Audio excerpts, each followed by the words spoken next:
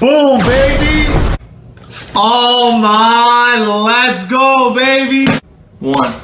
It's your boy, baby. What's up, guys? Welcome back to the channel. For today's video, I am going to be your host, hosting my boy, special guest here, Cam, over from Forging Theories / Forging Reviews. If you're not already subscribed to the channel, go ahead and smash that button, turn on the notifications, because 2022 is going to be bumping, and we're here to give you guys all the content. So for today's video, we're going to be talking about the DCEU and everything that they have already put out for us and everything that is to come. So let's get right into it. Now listen, man, I gotta tell you, I loved and hated Peacemaker at the same time. But what'd you think overall of Peacemaker?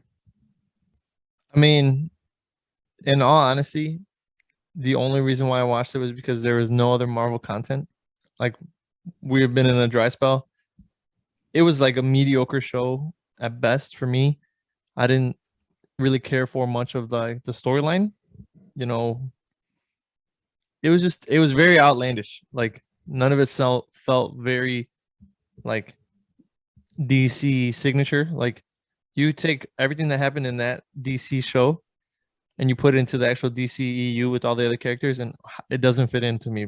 Like, it's like Not at all. It's like they took a puzzle piece, Yes, from some random ass puzzle, and they were like, "Oh shit, we need to complete this masterpiece here," and then they just threw it in there, and it doesn't fit. I'd say, like, overall, if I were to rate it, I'd probably give it like a 7 out of 10 max. hit us with what we have coming up, because it is about to get spicy next week. I'm talking Dark Knight spicy. What do we got? I'll tell you what we have.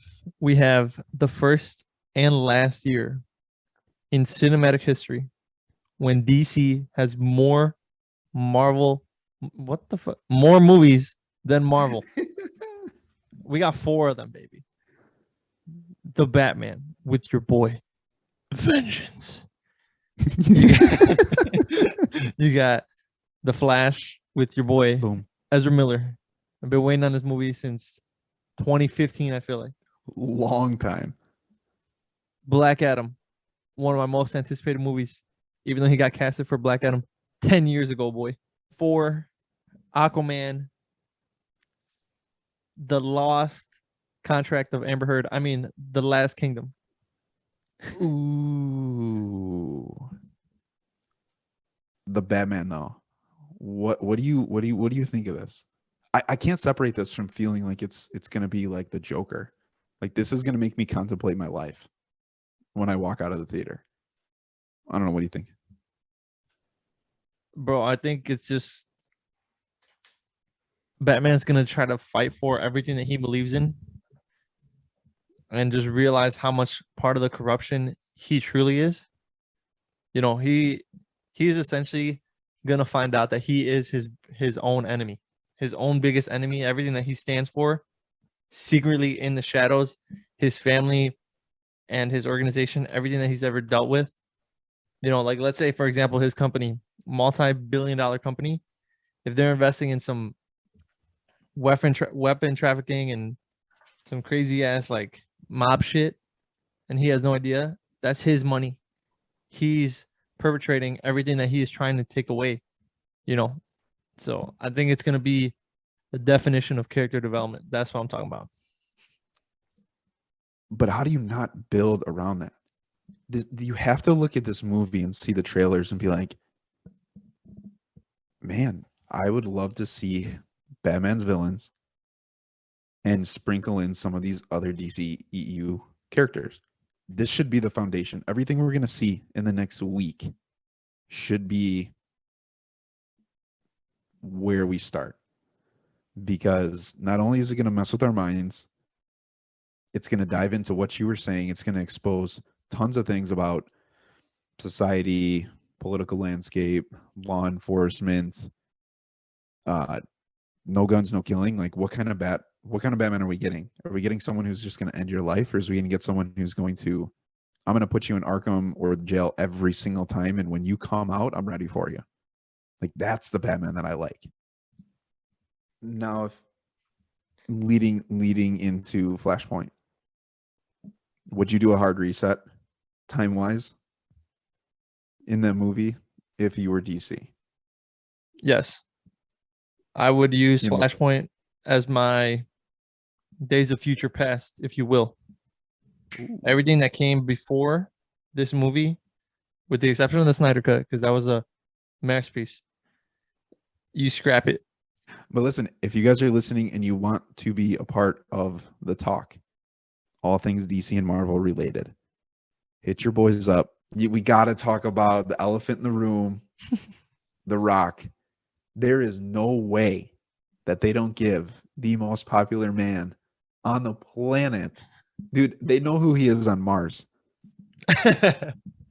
You know what I mean? Like, you're going to tell me that guy's not going to be the future moving forward? How do you build it around him? And what does the movie look like to you? I mean, I think the thing with the Rock's character, one, he's got a lot of pull, like politically, when it comes to behind the scenes stuff. If this movie does absolute gangbusters, and The Rock says, and the studio's like, we need you for a sequel ASAP, and he says, I'm not in unless you get Henry Cavill. The studio will pull strings to make that shit happen. Like, he has the backing, he has the fan base. Like, bro, I mean, he is, like, to me personally, I think he's one of the top 5 least hated people on the planet Of all time. of all time, bro. All time. I mean, so I think this movie is going to be an absolute banger. Obviously, the power scales are going to be kind of wonky because he's dealing with some serious shit. But then that just means that you have to keep characters that are nowhere near his power scale far the hell away from him. You can introduce now, let's get us some Green Lanterns who can pull up with that cosmic aspect. Shit, give me a Lobo. Let's say Lobo is a bounty hunter, and then, like, somebody sent his ass to go kill the Rock because they need to do some shit with Earth, and he's like one of the number 1 defenders. Or you even go the mystical route, and you go Doctor Strange, Dr. Fate status, and you hit him with his own magic. You know, there's many different avenues. You just have to make sure that the power scales remain the same. Because if you put him with Batman, or even I mean, even the Flash, bro. The Flash can't touch this dude. No, I You know don't what know. I'm I don't think anyone in the Justice League could. I mean, that fight scene. He would That body. fight He scene would. with Superman. Yeah. Yeah. I thought of something when you said keep the characters separate. And I've had one issue with Aquaman that I think that Marvel would have with Namor. Atlantis. It is not space-based. It's not Earth-based. You're going to something that really you have to make up. I don't know how much better that can be without him being on the surface. Mm-hmm. If that makes any sense. He's the type of character I feel like you can't really flush out in terms of, right. He has his next movie. He's gonna do what he has to do to probably unite the 7 kingdoms, and then he's just gonna sit on his throne. He's the type of guy. He's what I would consider the cameo king. You just have him on your team in case you do some shit that has to do with water. Yep. Let's say they're like, "Oh, we're going to Mars. All right, bro. I'm gonna go take a swim. You guys call me for the next one." All right. Let's just say Aquaman could pull a Shang-Chi on that ass. And somewhere in the hidden realm, boom, portal to another planet. That is how you continue his character. Let's say he portal, like, there's a dimensional gateway that takes him to, oh shit, what's the planet that Darkseid lives on? Oh, I know what you're talking about. I don't know the name, but Yeah. Or like I could look he it up. goes to where the Thanagarians are. where he Okay. goes to, you know, somewhere where like a completely space-based character is, and he comes across them, and somehow he takes their girl, he takes the queen, and now you have intergalactic, some shit like that. That's fair. That's on par. Interesting. Yeah, they should. You know what? That's a good point. They should have played up more like the Playboy character of him. That would have been. That's a good point. I would watch that. Yeah, I mean, I'm telling you, dude, just like have his ass go into the deepest trench, and somehow there's a fucking wormhole that drops him off. Who knows where? Bro, drops him off in Oa, where the Green Lanterns are at. You know what I'm saying? Yeah. All you could do is just use that as your transitioning point into showing another character within the DCU that we've never seen. Damn. So, speaking of characters that we've never seen, let me hit you with the closer. But Out of the hundreds of brilliant characters and storylines that DC has to offer, who is your number one top pick? Not hot topic, top pick. Number one draft that you would want to see in the DCU. give me like 10 seconds on this. 10 seconds later. You know who I really would want to see, and I know we've seen it a couple different ways, animated, and then on Titans. But I'm gonna go Raven. It also requires humility. Because I think that's an easy realm that they could explore. I think that's an easy character that they can go. And if they did introduce Titans, they can pull in some things that are believable. That dark, mystical aspect, those types of things. I think that would be a good character with a good backstory that a lot of other characters could play with. Mm-hmm.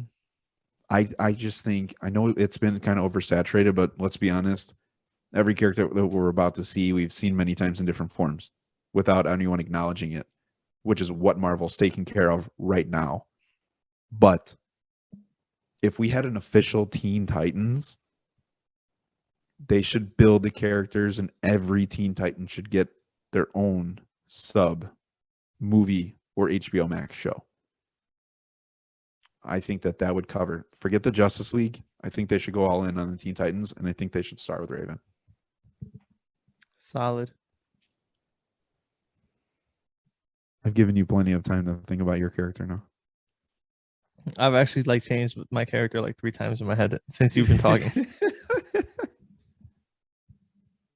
But for me personally, considering the route that Marvel's going, and we're going to continue to make the comparison, I would like to see like the mystical aspects. Bro, where's my girl Zatanna at?